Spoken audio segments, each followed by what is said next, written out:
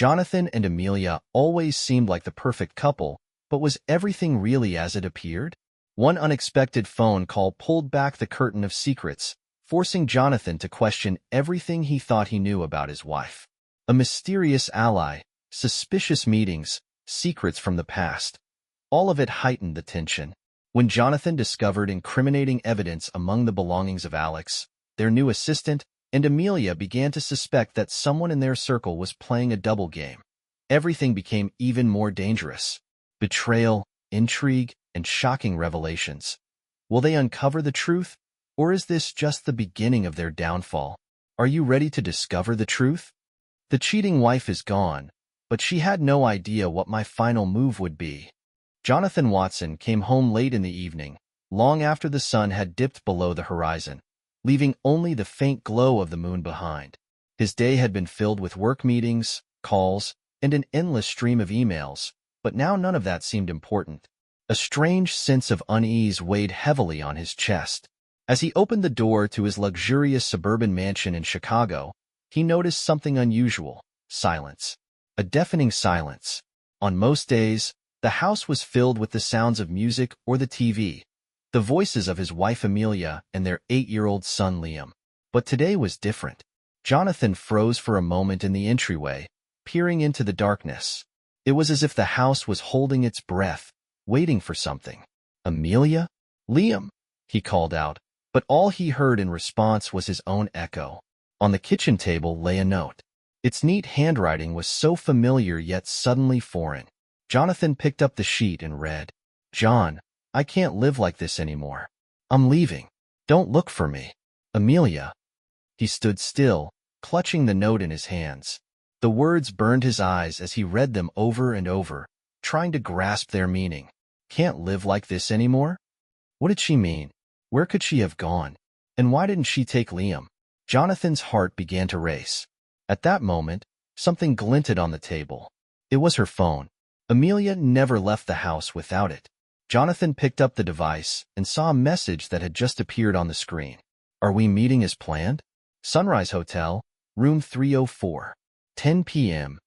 Jonathan felt the blood freeze in his veins. An inner voice whispered that this was the answer to all the doubts that had long been simmering in his mind. He abruptly put the phone back on the table and stepped out into the night. On the way to the hotel, he was overwhelmed by a storm of emotions. Anger, confusion, despair. He even thought about turning back a few times, but each time, his fury pushed him to keep going. When he reached the hotel, the clock read 9:58 p.m. His heart pounded as if racing against the ticking hands of the clock. Jonathan cautiously ascended to the third floor and approached room 304. The door was slightly ajar, and voices drifted from within. "This is the best thing we could have done," came Amelia's voice. His heart sank. She was there. But with whom? Peeking through the crack, Jonathan saw her with a man he didn't recognize. Amelia looked troubled, but simultaneously resolute. The man was holding her hand, and she was saying something Jonathan couldn't make out over the pounding of blood in his ears. His world seemed to crumble into pieces. And then he decided to act. Jonathan Watson stood before the door of room 304, feeling his hands tremble. His mind was clouded with hurt and betrayal, and Amelia's words from the note echoed in his head. He took a deep breath, trying to calm himself, but it only made his heart race faster. Leaning closer to the door, he heard muffled laughter and soft whispers. These sounds only fueled his resolve.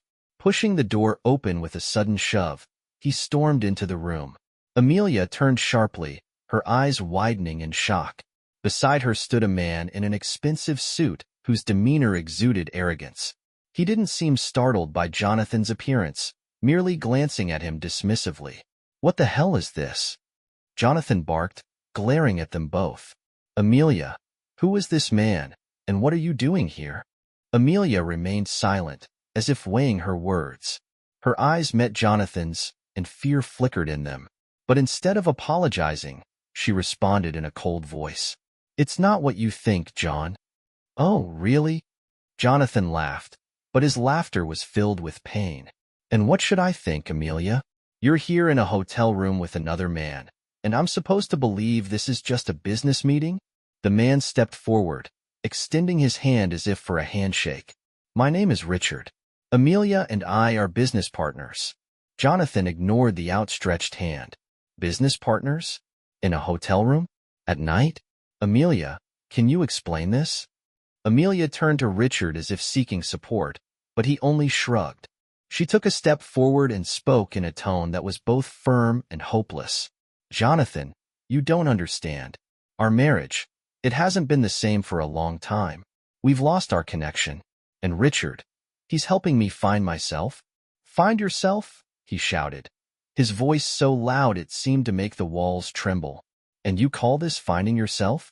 Betraying me? Betraying our family? Richard raised a hand, as if to stop the argument. Maybe we should discuss this without emotions. Jonathan turned sharply toward him. Don't you even dare speak. This is between me and my wife. Richard stepped back, his face remaining indifferent, as if he had already won this battle. Amelia tried to approach Jonathan. I didn't want it to happen this way, but you're to blame too. You were always busy, always at work. You never noticed me, never asked how I felt. These words struck him harder than any blow. He stepped back, feeling his world crumble once again. His voice grew quieter, but was filled with pain. And that justifies your betrayal? Amelia lowered her eyes, unable to look at him. A silence fell over the room, heavy and unbearable. Jonathan walked to the door, but before leaving, he turned and said, This isn't over. You'll regret this. He left, leaving Amelia and Richard in tense silence. But as he walked down the corridor, he already knew he wouldn't let it go. His mind was consumed with plans for revenge. Amelia lowered her eyes, unable to look at him. The room fell silent, and the silence felt unbearable. Jonathan approached the door, but before leaving, he turned and said, This isn't over. You'll regret this.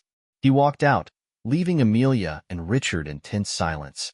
But as he walked down the corridor, he already knew he wouldn't let it go. His mind was consumed with plans for revenge. Jonathan stood on the edge of a bridge, gazing at the water shimmering in the moonlight. His thoughts were tangled, his emotions overwhelming. He tried to understand how everything in his life could have changed so quickly. Suddenly, the phone in his pocket rang. Amelia's name appeared on the screen. At first, he wanted to ignore the call, but something compelled him to answer. Jonathan, we need to talk, she said quietly. It's important. Meet me at our old spot at 10 tonight. He hesitated, but eventually agreed. A few hours later, Jonathan found himself in a small cafe on the outskirts of the city, where he and Amelia used to spend a lot of time. She was already waiting for him, sitting at a corner table. Her face looked exhausted, but there was a determination in her eyes.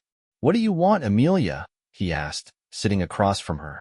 John, I know you hate me right now, and you have every right to. But there are things you need to know, she began, trying to hold back her tears. He sighed, crossing his arms over his chest. Go on.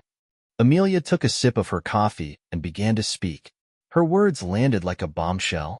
Richard isn't just a businessman. He works for people involved in money laundering and illegal business. I'm caught up in this against my will.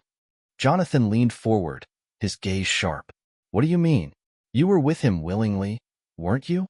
She shook her head. No, John. At first, it seemed different. He promised to help me with my business, supported me when you were too busy. But then he started blackmailing me. He has documents that could ruin my reputation, and yours too. Mine? Jonathan was stunned. How could he get anything that involves me? Amelia sighed and looked him directly in the eye. Do you remember that project you worked on 3 years ago? He has copies of contracts that could look like fraud. I don't know where he got them, but he's threatening to expose it if I don't comply. Jonathan was silent, trying to process what he had just heard. His anger mixed with a sense of helplessness. And you decided to keep this to yourself? You decided to let him control you? I was trying to protect us, John, she replied desperately. But now everything is spiraling out of control. I can't hide it anymore. He's becoming dangerous. Jonathan slammed his fist on the table, drawing glances from a few other patrons. I won't let him destroy my life, he said quietly but firmly. We'll find a way to expose him. Amelia averted her gaze, her voice trembling. There's more. He knows you're digging into him. And he's willing to do anything to stop you. You're in danger, John. Her words made him pause. But despite the fear, he felt a new wave of determination. If he thinks he can intimidate me, he's seriously mistaken, Jonathan said. But now I need to know everything. Every detail. And we need to act together. Amelia nodded, though her face remained grim. She knew the path they were on would be dangerous. Jonathan sat in his office, leaning back in his chair and staring at his laptop screen. The monitor flickered with data he had gathered about Richard. Financial documents, photographs, call logs. Amelia sat nearby, clutching her phone. Their conspiracy against Richard was gaining momentum, but every step they took was fraught with risk. If he finds out about this, the consequences will be catastrophic, Amelia said, not lifting her eyes from the phone. He's already on to us, Jonathan replied, glancing over a list of names. But that doesn't mean we should stop. The more I dig, the more dirt I find. Amelia nodded, but her anxiety was evident. She remembered how Richard dealt with people who stood in his way. And though she wanted to expose him, the fear for her life, and Jonathan's, haunted her. Mom, that's not true. It's not true, Amelia began to explain. But her mother had already hung up the phone. Jonathan approached her, placing a reassuring hand on her shoulder. We can't let him win. We need a lawyer, and we need to find more evidence against him, he said. But how? He has influence everywhere. He has access to the media, to the courts. It's like fighting windmills, Amelia replied, unable to hide her despair. Jonathan looked at her with determination. Then we'll find other people he's hurt. Together, we can make him pay for everything. That same evening, they began reaching out to other victims of Richard. Sarah, who had helped them before, provided a few contacts. They made calls, wrote letters, and met with people who could corroborate their case. But every conversation was fraught with fear and mistrust. A few days later, Jonathan received an anonymous letter.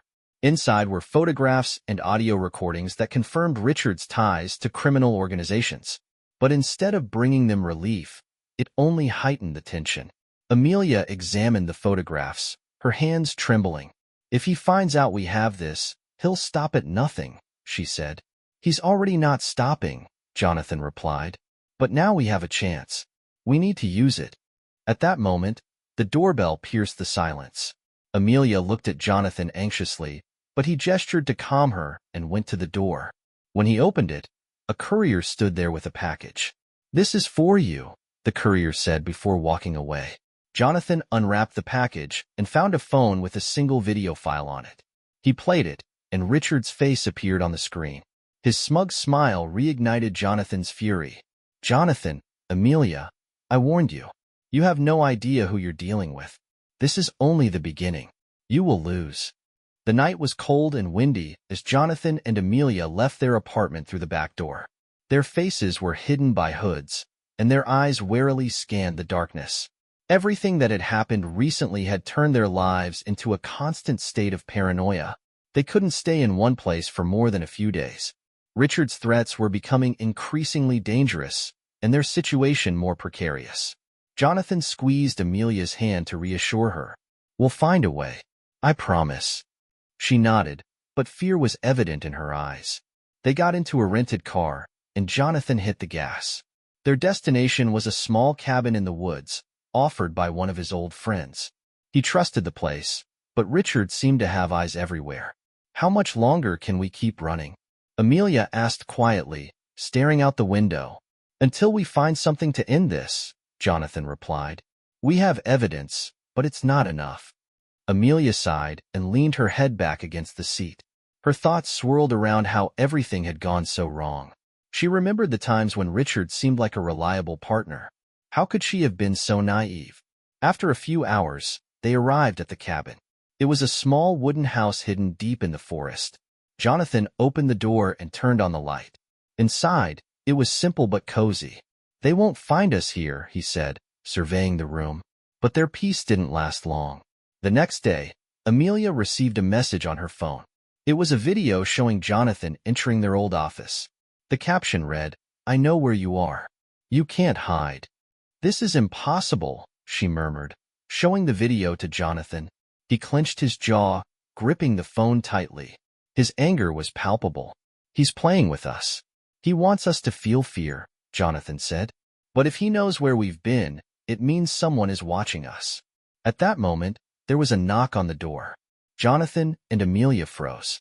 They exchanged glances, and he motioned for her to stay behind. They didn't have a weapon, but Jonathan grabbed a kitchen knife and approached the door.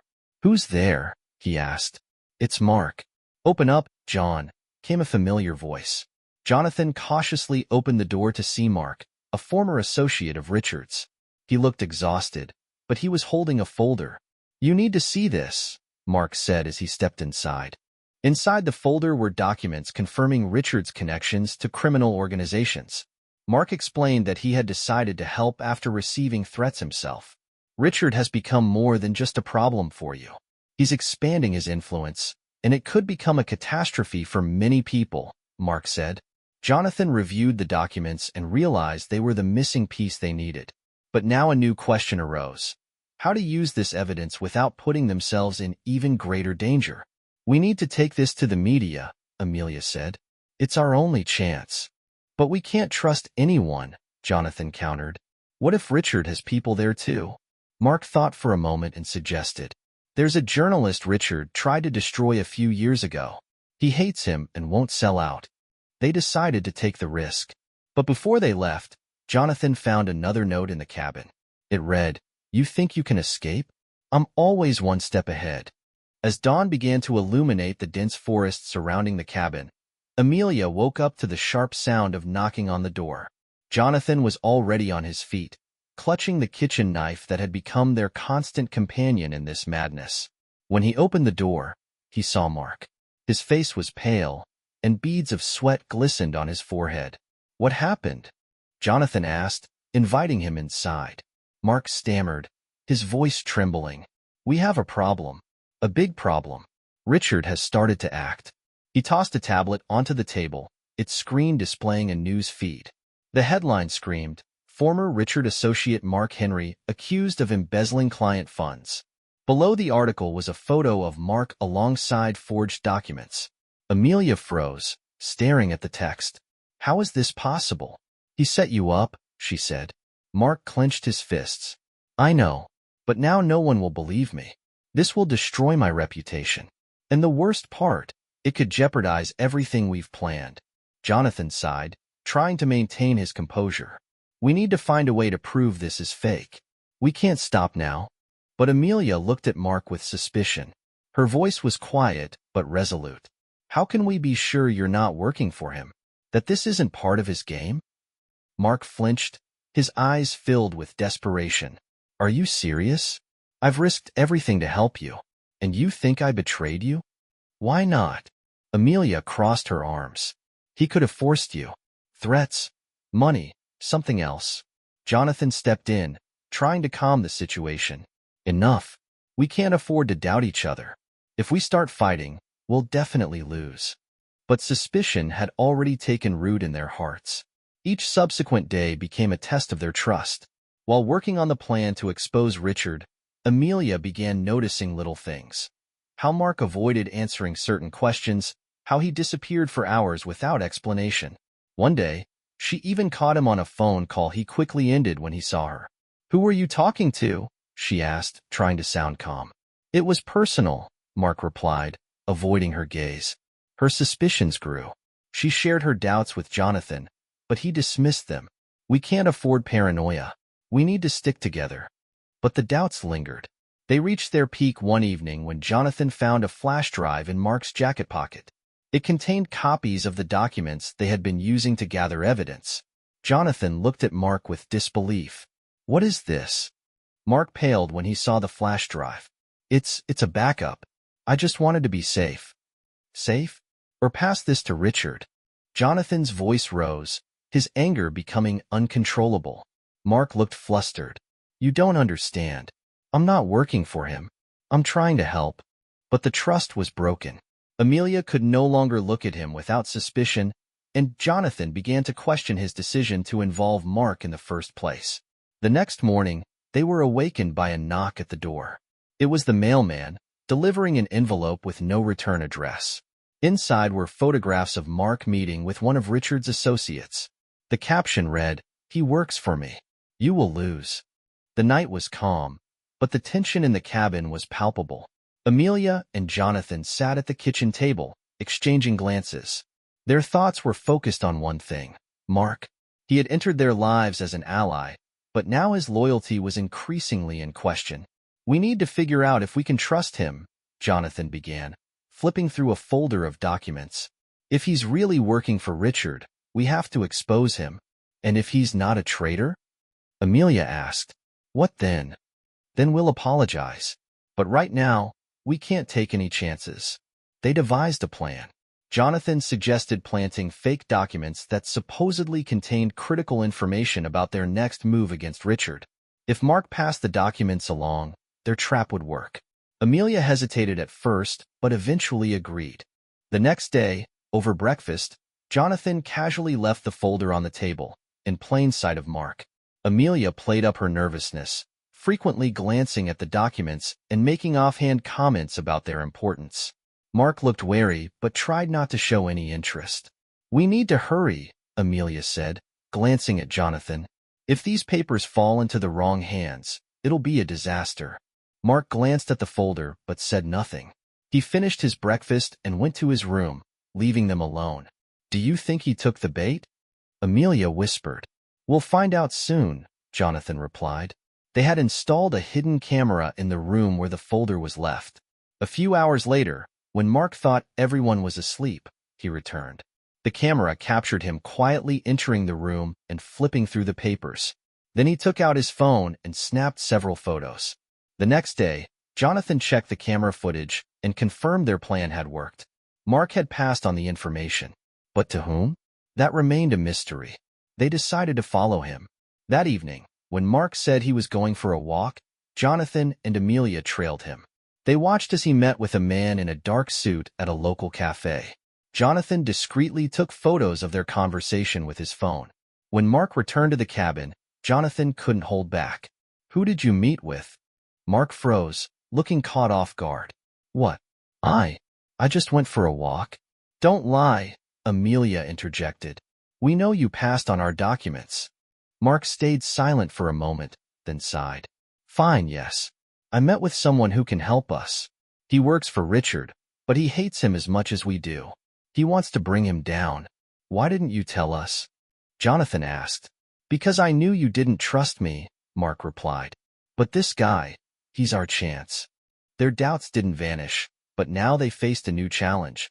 Should they take the risk and trust this stranger? Low-hanging clouds covered the city, and the rain had turned the streets into gleaming labyrinths. Jonathan and Amelia sat in a rented car outside an unremarkable warehouse on the outskirts of town. Mark explained that their new ally had arranged to meet them here, far from prying eyes. "This seems suspicious," Amelia whispered, eyeing the dark windows of the warehouse. "Are you sure we can trust him?" "We don't have a choice," Jonathan replied, gripping the steering wheel so tightly his knuckles turned white. "If this is our chance to take down Richard, we have to take it." Mark, sitting in the back seat, appeared calm, though his eyes darted nervously. "He's on our side," Mark said. "He wants revenge on Richard just as much as we do." Amelia cast Mark a doubtful glance, but remained silent. They stepped out of the car, leaving it in the shadows, and approached the warehouse doors. Inside, it was dark and damp, the air heavy with the smell of old metal and dust. Jonathan's flashlight illuminated narrow patches of the floor as they moved cautiously. "No one's been here for a long time," Amelia whispered. "I don't like this." Suddenly, a shadow appeared in the far corner. It was a middle-aged man in a dark coat, with a hood obscuring his face. He gestured for them to come closer. "Are you Jonathan and Amelia?" he asked, his voice hoarse. "Yes," Jonathan replied. "Mark said you could help us." The man nodded and tossed a folder onto the table. "Everything you need is in here. Evidence against Richard. He will lose." Jonathan and Amelia reviewed the documents. At first glance, they looked convincing, but Amelia noticed something strange. Some of the signatures and dates seemed familiar but didn't match reality. "This is a forgery," she whispered to Jonathan. "He's trying to set us up." Jonathan's heart pounded. He looked at the man. "Where did you get these documents?"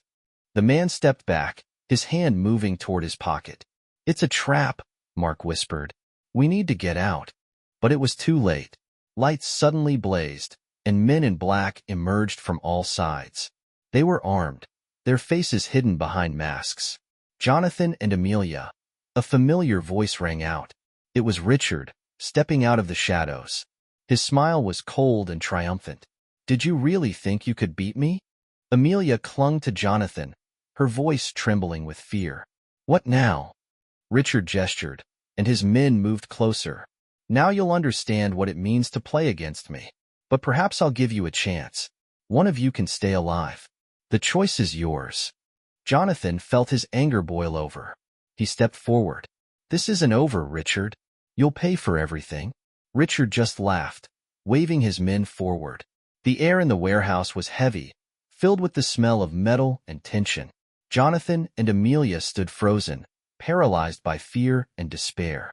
Richard's men inched closer, their eyes gleaming behind the cold glow of their masks. As always, Richard exuded confidence, relishing the moment. "I'm giving you a chance," he said, his voice dripping with sarcasm. "One of you can stay alive. Choose." Amelia pressed closer to Jonathan, her fingers gripping his hand tightly. Jonathan could feel her body trembling. His thoughts raced, searching for any way out. "This will never end, Richard," Jonathan finally said. "Even if you win now, the truth will come out." Richard laughed, but suddenly, one of his men stepped forward. His movement was unexpected, and everyone in the room held their breath. The man, short with dark eyes, removed his mask and looked directly at Jonathan. "That's not true," he said, addressing Richard. "You can't keep everyone under control forever." Richard froze, his smile vanishing. He took a step toward the man. "What are you doing, Alex?"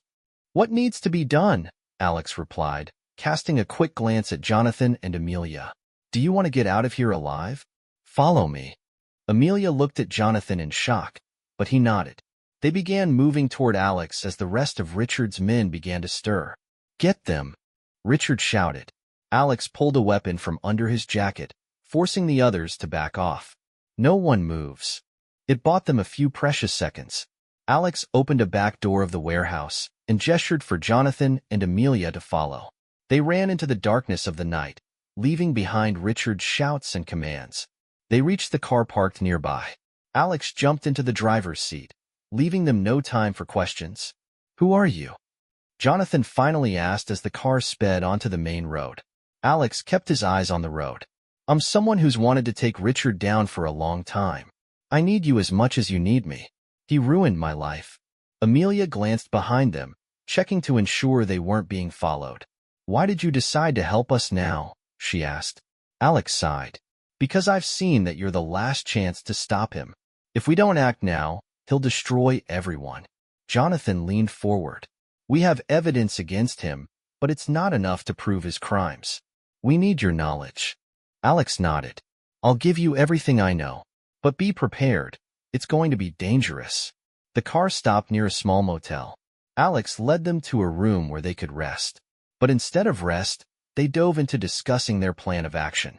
Alex laid out everything he knew about Richard, his connections, schemes, and weaknesses. It was more than they had expected, but also terrifying. "If we're not careful, he'll find us," Alex said. "He always finds people." Amelia sighed, clutching her head. "What if we lose?" Jonathan took her hand. "We won't lose. Now we have a chance." Alex lifted his head, his gaze serious. "Tomorrow we begin. But remember, this will be a fight for survival." The morning at the motel began with a heavy silence. Alex, Jonathan, and Amelia sat at a table, studying a map of the city and marking locations that could be critical for their next move. As always, Alex looked composed, though his eyes darted around the room, as if expecting danger from every corner. "So, if we can get into Richard's office, we'll find the evidence we need," Alex said, running his finger over the map. "But that place is guarded better than any prison." We have to try, Jonathan replied, looking at Amelia. It's our only chance. Amelia nodded, though her face was tense. She couldn't shake the feeling that their new ally was still a mystery. But their planning was abruptly interrupted. A faint noise outside the door made them tense. Alex gestured for silence, pulled out a gun, and approached the door. Suddenly, the window beside them shattered, and a smoke grenade rolled into the room. They found us, Alex shouted, covering his face with his arm. Go through the back exit. Amelia grabbed her bag, and Jonathan helped her up. The room quickly filled with thick smoke, making it hard to see. Alex stayed behind, covering them. As they ran into the dark hallway, the voices of their pursuers grew closer. This way, Alex shouted, pointing to an exit leading to the motel's backyard. But outside, more of Richard's men were waiting for them.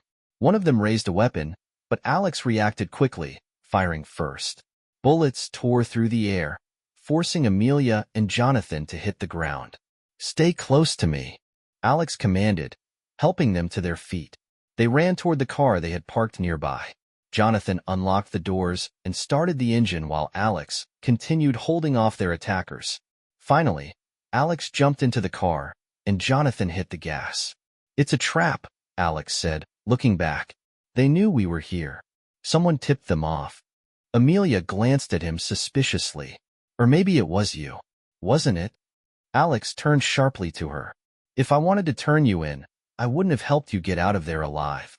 Jonathan interrupted, trying to focus on the road. Enough. This isn't the time to argue. We need to find a new hideout. They stopped at an abandoned warehouse outside the city. Alex asked them a few questions about their readiness to continue the fight, but Amelia remained wary. If we keep going, every step we take will be dangerous, Alex said, looking at Jonathan. But if we stop, he wins. Jonathan nodded, but Amelia stepped closer to him and whispered, Do you trust him? I don't know, Jonathan replied, but as long as he's with us, we have a chance. They began working on a new plan, but everyone understood. Richard would no longer play by the rules. The night in the hideout was quiet but tense. Amelia had fallen asleep in a chair, wrapped in an old blanket, while Jonathan sat at an improvised table, studying a map of the city. Alex was in another room, checking the weapons and gear they had found at the warehouse. The tension between them lingered. Jonathan couldn't shake the feeling that their new ally was hiding something. Suddenly, his attention was drawn to a small backpack Alex had left in the corner of the room. Jonathan hesitated, but felt compelled to check it. He glanced at Amelia to make sure she was asleep, then carefully unzipped the bag. Inside were a few ordinary items: a water bottle, ammunition, knives. But among them, Jonathan noticed something that made his heart race. There was a mobile phone, its screen glowing with an unread message. Unable to resist, he opened it. They trust me. The plan is almost ready. Meet tomorrow at the usual place. R. It could only be Richard. A cold wave washed over Jonathan's body.